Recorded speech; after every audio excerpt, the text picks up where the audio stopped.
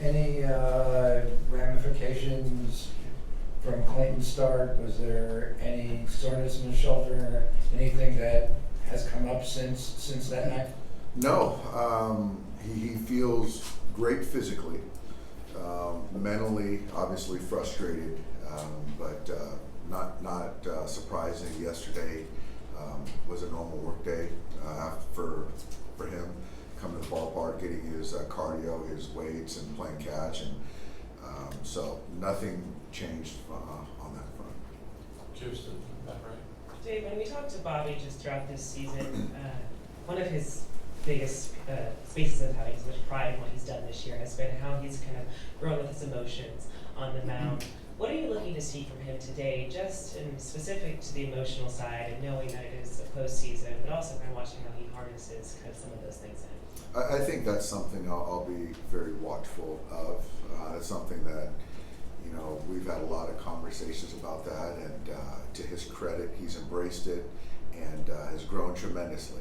And one part of being a major league pitcher is the stuff, the ability to get hitters out. The other part of it is managing stress and navigating lineups. And this is going to be, his biggest challenge, his biggest test that he's ever had.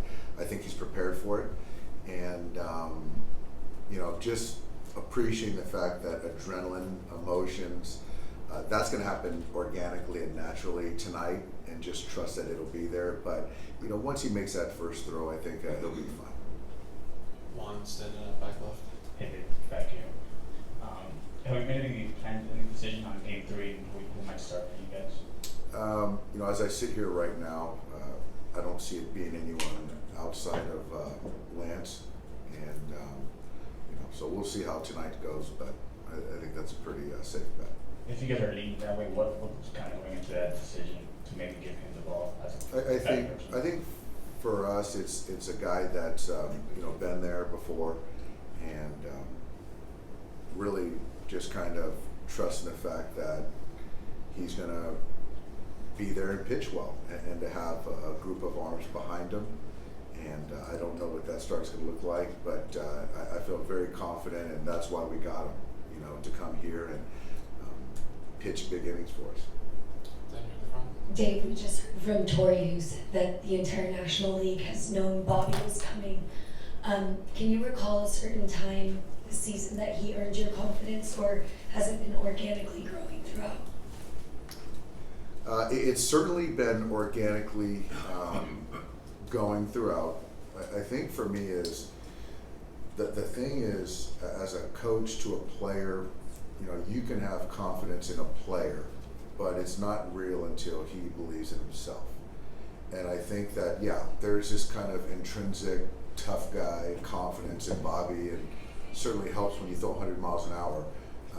But until you can have success at the major league level consistently, then it starts to really cement and be realized and true. And that's where it kind of, so when did this happen? I don't recall when. I just know that, his expectation to go out there and feel like he was the best option continued to grow, and the confidence, managing stress, managing his emotions, all that stuff I've seen. So like Tori said, Bobby's been on the come, but it was more of just stuff and not really harnessed emotionally and physically to be a major league pitcher, but he's checked a lot of those boxes now. Standing up on the left, Jack. Just to follow up on the Game 3, will Pepio also be part of the plan? I can see Ryan pitching in that game. And then when you look at a series like this, like their side's talked about trying to embrace, being the underdog, playing with house money, that kind of stuff. Like, can you feel that in the dynamic of the series? And is it harder for you guys if you kind of feeling the pressure to beat a team like that and move on? Like, how did the kind of favorite underdog dynamic things play out? I don't think we look at it this way. When you're looking at Merrill Kelly, who had one of the best years in the National League, pitched for Team USA, and you're looking at Zach Gallen, who's been in the Cy Young race the last few years, you're staring down those guys. That's a tall order for any team. So I don't think that we were sitting here and expecting anything outside of going out there and playing good baseball. So I don't think we expect it to be easy, and so we have a lot of respect for those guys. And they played us tough all year long. So yeah, doesn't feel good being down 0-1, but I like our chances tonight and going forward. But I can't speak to their mindset though. Beth on the left. Dave, I know you tried some new things last week to keep guys engaged for those 5 days, but would you have rather been playing than have the bye? The top 2 seeds in both leagues are 1 and 5 at this point. Yeah, I mean, I think that I would rather. It's nice to get into the division series. Certainly, I don't think that 5 days is ideal, but that's the playoff structure. So the world's not perfect, but yeah, a couple day break would have been nice. But 5's a little, but there's nothing we can do about it. And like I said yesterday, I hope the extra day cooled those guys' their bats off a little bit, and now we're back to level playing ground, hopefully. Bill over here on the front left. Thanks. Just to follow up on Miller, what do you remember about the first time you saw him? Maybe it was in spring training, I'm not sure, but did it look polished, raw? Did you see how much work had to be done? What do you remember is how close he was at that point? I saw Bobby, I don't remember the first time, but a vivid memory was a couple years ago in spring training, invite, and fireballer, confident young kid who just had no command of the baseball. And not wild, but it's like when you're talking about major league caliber pitching, where people could have felt he was close, where in my eyes, he wasn't close. And I think that now he understands what a quality fastball and command looks like and what gets major league hitters out.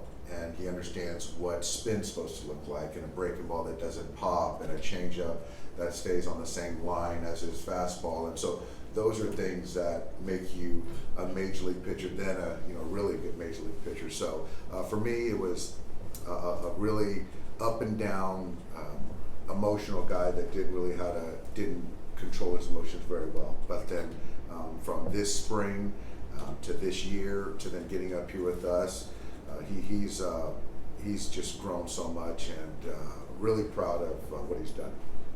Second row on the left. Dave, Torrey said that they have been waiting for this moment, and there's a familiarity between you, the Dodgers, and the Diamondbacks. I'm wondering if you could take us into the kind of cat and mouse game. Max said that the approach that Kelly took the other night was completely different than when they had seen him during the regular season. It was. He didn't throw as many changeups as he typically does. He went more cutter to the lefties. As far as Torrey and what they've done a fantastic job of getting homegrown players, locking up the right guys. I thought the FAM deal at the deadline was fantastic, and they've got good starting pitching. So, yeah, they've done a great job as far as waiting for this moment. They should. We've done a good job in the division, and so for them to be here says a lot, about where they've come, and so it's a big series for us, and we've been waiting for this moment too.